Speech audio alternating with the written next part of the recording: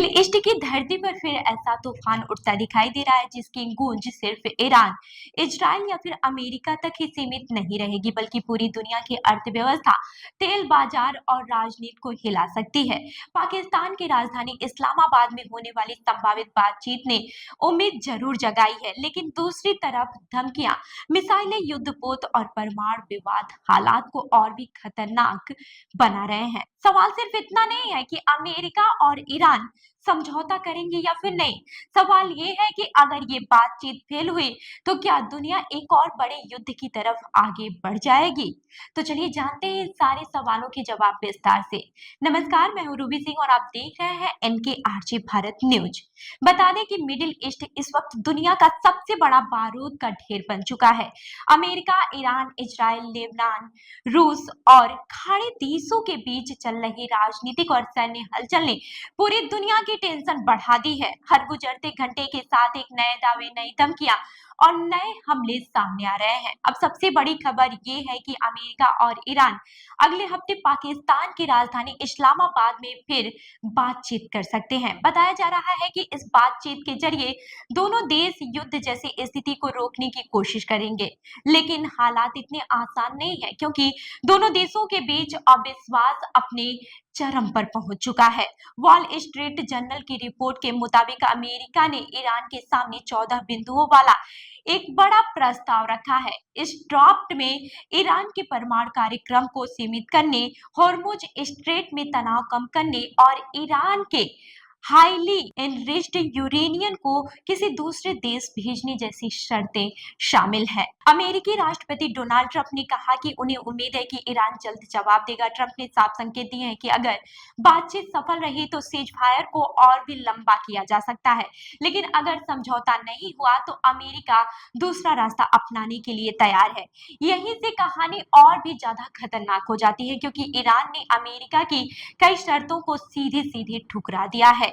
अल जजीरा की रिपोर्ट के मुताबिक तेहरान ने साफ कहा है कि वो अपने न्यूक्लियर प्रोग्राम पर कोई समझौता नहीं करेगा। ईरान का कहना है कि परमाणु कार्यक्रम उसका राष्ट्रीय अधिकार है और इस पर दबाव स्वीकार नहीं किया जाएगा। ईरान के विदेश मंत्रालय के प्रवक्ता इस्माइल बघई ने कहा कि अमेरिका की तय की गई समय सीमा ईरान के लिए मायने नहीं रखती। उन्होंने कहा कि ईरान अपनी तरीके से फैसला करेगा और किसी दबाव में नहीं आएगा। दरअसल अमेरिका चाहता है कि ईरान अपने हाईली एनरिच्ड यूरेनियम का बड़ा हिस्सा किसी तीसरे देश को सौंप दे, लेकिन ईरान को डर है कि अगर उसने ऐसा किया तो उसकी सामरिक ताकत कमजोर पड़ सकती है।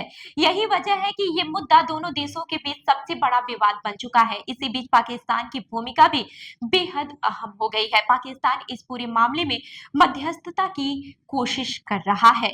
इससे पहले अप्रैल में भी इस्लामाबाद में अमेरिका और ईरान के बीच बातचीत हुई थी। करीब 21 घंटे तक चली उस वार्ता में कोई ठोस नतीजा नहीं निकला। इसके बाद से दूसरे दौरे की बातचीत के लिए ईरान के विदेश मंत्री अब्बास अरागची पाकिस्तान पहुंचे थे, लेकिन अमेरिका की तरफ से ट्रंप के दूत स्टीव बिटकॉफ और जेरेड कुशनर का दौरा अचानक रद्द कर दिया गया।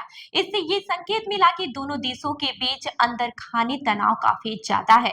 अब पूरी दुनिया की नजरें अगले हफ्ते होने वाली संभावित बातचीत पर टिकी हुई है, लेकिन इसी बीच जमीन पर हालात तेजी से बिगड़ रहे हैं। सबसे ज्यादा तनाव होर्मुज स्ट्रेट को लेकर है।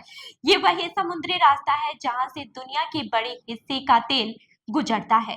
अगर यहाँ युद्ध या फिर घेराबंदी होती है तो पूरी दुनिया में तेल संकट पैदा हो सकता है। ईरान ने अमेरिका को चेतावनी दी है कि अगर उसने होर्मुज स्ट्रेट में फिर दखल दिया तो युद्ध दोबारा शुरू हो सकता है। दूसरी तरफ अमेरिका का दावा है कि उसने 70 से ज्यादा जहाजों को ईरानी बंदरगाहों तक पहुंचाने या फिर वहां से निकलने से रोका है। अमेरिका का कहना है कि इन जहाजों में 13 अरब डॉलर से ज्यादा कीमत का तेल ले जाने की क्षमता थी। यानी कि साफ है कि ये सिर्फ राजनीतिक तनाव नहीं बल्कि आर्थिक युद्ध भी बनता जा रहा है।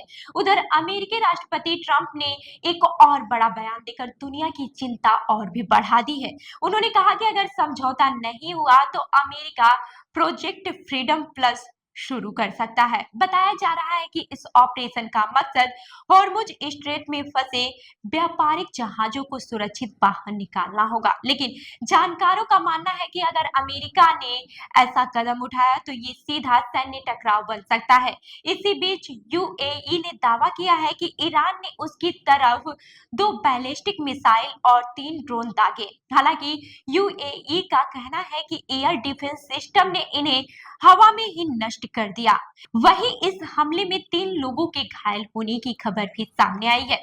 अब सवाल उठ रहा है कि क्या मिडिल ईस्ट एक बड़े क्षेत्रीय युद्ध की तरफ बढ़ रहा है, क्योंकि सिर्फ अमेरिका और ईरान ही नहीं बल्कि इजराइल और हिजबुल्लाह के बीच भी संघर्ष तेजी से बढ़ रहा है। इजरायली सेना ने दावा किया है कि उसने लेबनान में हिजबुल्लाह के 85 से ज्यादा ठिकानों पर हमला किया है। इनमें हथियार डिपो, लॉन्चर और सैन्य इमारतें शामिल थी। दूसरी तरफ हिजबुल्लाह ने कहा है कि उसने इजरायली सेना पर 26 जवाबी हमले किए हैं। लेबनान में इजरायली एयर स्ट्राइक में 30 से ज्यादा लोगों की मौत की खबर भी है।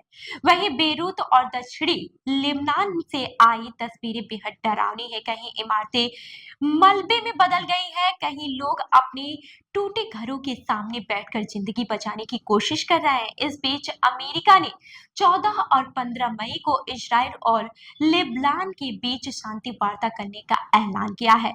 अमेरिका का कहना है कि इलाके में अस्थायी शांति के लिए हिजबुल्लाह का हथियार छोड़ना जरूरी है, लेकिन हालात देखकर ऐसा बिल्कुल नहीं लग रहा है कि दोनों पक्ष जल्द पीछे हटने वाले हैं। इधर रूस और चीन भी पूरी तरह से एक्टिव हो चुके हैं। रूस ने अमेरिका और बहरीन के उस प्रस्ताव का विरोध किया है जिसमें ईरान से होर्मुज स्ट्रेट की घेराबंदी खत्म करने की मांग की गई थी। रूस का कहना है कि जल्दबाजी में लिया गया कोई भी फैसला पूरे क्षेत्र को बड़े युद्ध में झोंक सकता है। वहीं चीन लगातार बातचीत और कूटनीति की बात कर रहा है। दिलचस्प बात यह है कि युद्ध के डर का असर अब पूरी दुनिया की अर्थव्यवस्था पर दिखने लगा है। ब्रेंट क्रूड की कीमत $103 प्रति बैरल तक पहुंच गई है। तेल महंगा होने का असर सीधे आम लोगों की जेब पर पड़ सकता है। पेट्रोल, डीजल, गैस, ट्रांसपोर्ट और खाने पीने की चीजें तक महंगी हो सकती हैं। संयुक्त राष्ट्र की संस्था FAO ने चेतावनी दी है कि अगर मध्य पूर्व में बढ़ते तनाव की वजह से दुनिया में खाद्य कीमतें 3 साल से सबसे ऊंचे स्तर पर पहुंच गई हैं। गेहूं, खाद्य तेल और उर्वरकों की कीमतों में तेजी आ रही है। अगर हालात और बिगड़े तो आने वाले महीनों में कई देशों में महंगाई और खाद्य संकट भी बढ़ सकता है। इसी बीच ईरान के नए सुप्रीम लीडर मुजतबा खामेनेई को लेकर भी कई बड़े दावे सामने आए हैं। रिपोर्ट्स के मुताबिक हालिया हमलों में वो घायल हुए हैं और अब पर्दे के पीछे रहकर फैसला ले रहे हैं। अमेरिकी खुफिया एजेंसियों का मानना है कि ईरान का सत्ता तंत्र इस वक्त दबाव और अस्थिरता से गुजर रहा है। बताया जा रहा है कि मुजतबा खामेनेई इलेक्ट्रॉनिक संचार से बच रहे हैं और भरोसेमंद लोगों के जरिए संदेश भेज रहे हैं। यानी हालात सिर्फ युद्ध के मैदान में ही नहीं बल्कि राजनीतिक गलियारों में भी बेहद तनावपूर्ण है। अब सबसे बड़ा सवाल यही है कि क्या इस्लामाबाद में होने वाली बातचीत दुनिया को राहत दे पाएगी या फिर ये सिर्फ एक और असफल कोशिश साबित होगी। अगर अमेरिका और ईरान के बीच समझौता नहीं हुआ तो होर्मुज स्ट्रेट में संघर्ष बढ़ सकता है। इसका असर सिर्फ मिडिल ईस्ट तक ही सीमित नहीं रहेगा बल्कि पूरी दुनिया की अर्थव्यवस्था, तेल सप्लाई और वैश्विक राजनीति पर पड़ेगा। लेकिन अगर बातचीत सफल होती है तो ये सिर्फ युद्ध टालने का मामला नहीं होगा बल्कि पूरी दुनिया के लिए राहत की सबसे बड़ी खबर साबित हो सकती है। अब सबकी नजर अगले हफ्ते इस्लामाबाद पर टिकी है क्योंकि वहां होने वाली एक बैठक तय कर सकती है कि दुनिया शांति की तरफ जाएगी या फिर एक और बड़े युद्ध की तरफ। तो इस खबर पर आपकी क्या राय है हमें कमेंट करके जरूर बताएं और ऐसी ही अन्य खबरों के लिए हमारे चैनल को लाइक करें, शेयर करें और सब्सक्राइब करना न भूलें। मिलते हैं अगली खबर में, तब तक के लिए देखते रहिए इनके आरजे भारत न्यूज। धन्यवाद।